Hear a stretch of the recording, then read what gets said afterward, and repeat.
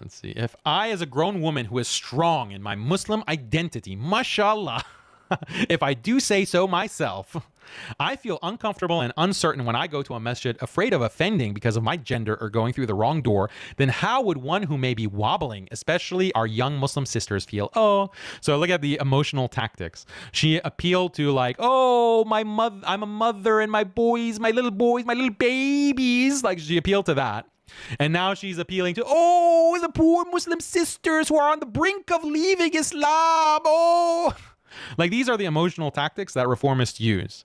They want to emotionally blackmail the Muslim community and the religious part of the community, the brothers and sisters who are not going to fall for like this. This is not even like an argument. This is just trash. Like she's just making vague appeals to this and that. But they're the ones who, the brothers and sisters that are not going to fall for this. Then you ratchet up the emotional appeal. The tears start coming down. Oh, the poor little sister. She's on the brink of leaving Islam. If she comes to the masjid and there is a separate entrance for her as a woman, oh, she's going to leave Islam. What are we going to do? Oh, if she goes to pray and there's a wall there, oh, she's going to leave Islam. Do you want that on your conscience? You want that murtad?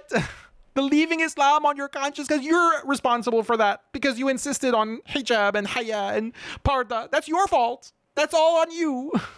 You mullahs, you long-bearded misogynists, that's all on you. Like this is emotional blackmail. And so the response to this, it's very effective, trust me, is you just laugh. You just laugh. You make a mockery. You do your best soy voice. And yeah, you have to stay the course, by the way, because there are going to be a lot of people who are going to accuse you of being insensitive, but you just weather that storm. You keep laughing, brother. You have to keep laughing, because think about what you're laughing at. You're laughing for a just cause. These are people who want to reform Islam. They want to change Islam and put in place their version of Islam, which is a distortion. It's deviance. And they are using these tactics of emotional blackmail to do this evil act, this deviance. And they want to impose it on you and destroy your community. You see an increase in zina, you see an increase in divorce, you see an increase in a violation of basic Islamic haya, hijab, piety, etc.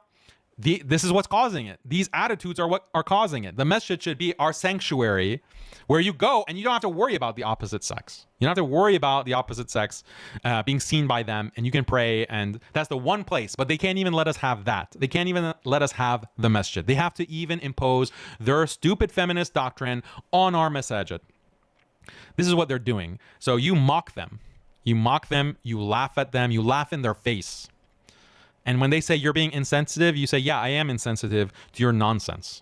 I'm sensitive to people who deserve my sensitivity. I am sensitive to those who are, their rights have been trampled. They have been treated unjustly. They are being oppressed. I'm sensitive to them. I'm not sensitive to those who are using manipulation to change the deen of Allah, to change the Sharia, to destroy our communities and our ummah. I'm not sensitive to that. I'm going to laugh. I'm going to give the most angering response possible. I'm going to give the most frustrating for you response possible, and to diminish you and belittle you so that others are aware that this is no small matter. This is not some small issue that we can agree to disagree. No, you have no basis in what you're saying. I'm going to mock and deride you. Yes, that is the correct approach to these charlatans, these deviants. Hey, just because you're a mom, oh, you're a mom, oh, you have little boys, that means you can do whatever you want. That means you can say and do whatever you want, and I should just solemnly bow my head because you're such a strong Muslimah. Mashallah, mashallah, mashallah. No, sorry. That grift is over. We're stopping that grift. Time's up. You might have had 20 good years of this grift, but yeah. No more. It's not going to work. I have no more tears left, sister. That's what I'm trying to explain to you. I have no more tears left. I'm all dried up. I can't cry anymore for your problems. You got to do things by what Allah says, not your distorted version inspired by Rand, whether you know it or not. Anyway. Yeah, I'm insensitive. What can I say? I'm a brute. I have no adab. I have no adab with these poor Muslim moms. Yeah, this is a classic. Oh, if we don't teach our youth or adults how to behave with each other at the masjid, with their brothers and sisters, how do you expect them to know how to behave in the wider community with their peers? So there's so much gender mixing outside the masjid, so let's bring that in the masjid. Let's bring that in the masjid to prepare. Brilliant logic there. It's not about quote-unquote free mixing. That is not what I'm saying. It's possible to pray in a musalla without barriers and still be separate. It's possible to go to school and work without compromising your haya. Yeah, you can go anywhere. You can go to the strip club. You can go, to anywhere and not compromise your haya. You can go to a rock concert. It's about proper manners. It's about truly learning what the sunnah is and practicing it without crutches. If you put a barrier, that's a crutch. That's a crutch. Let's see. I keep losing my place in this block of text. It's about separating the cultural norms of back home from what Allah Most High taught us through His Messenger, through the Quran and Sunnah. It requires us to not just accept what we grew up with, especially if it was from a land where most are Muslim. Especially in the lands where most are Muslim, we shouldn't take that for granted. No. Because the Muslim lands, they're the ones who are furthest from Islam. Us here in the West, we're the true upholders, right? It requires us to not just accept what we grew up with. It's about learning about our religion from reliable sources like Seeker's Guidance, not just relying on what our forefathers told us. Rely on Seeker's Guidance and Yasser Qadi and Yasqueen Simstitute. That's where we get our knowledge, not what Muslims are doing back home. My mother argued with her grandfather who felt there was no need for girls to be educated past grade 6. Ooh, Chad detected.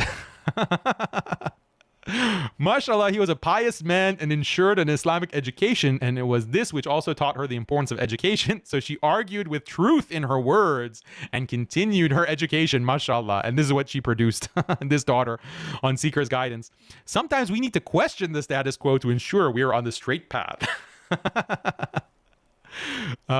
Unrelated question, but can you please tell me who your grandfather is or your great-grandfather? Because I think we need to bring him and make him, the head of our masjid community. I mean, grade 6? Do people learn anything past grade 6, I wonder? Anyway, don't get me started. Don't get me started. This article is triggering me. This article is triggering me. It's got to take me down a very different tangent that I shouldn't go down. It's already 4.5 hours. We don't want to go into education of girls.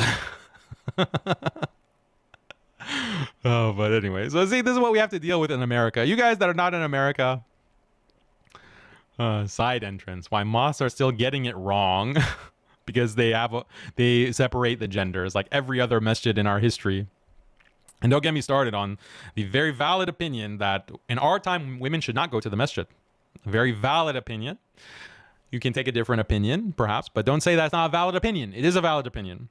And you have statements from the Salaf even in their time, like Aisha radiallahu anha, who was saying that, yeah, in our time, women going to the masjid shouldn't be seen as acceptable for women. Because in our time, the women are not as modest. That's in time of Aisha radiallahu anha, let alone our time. Imagine.